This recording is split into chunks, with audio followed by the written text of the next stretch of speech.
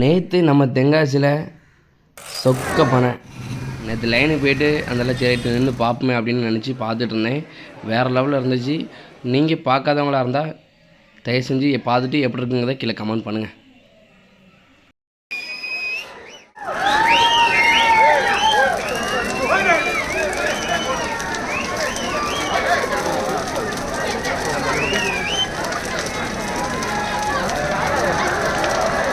ஏய் தம்பி உள்ள புரியல.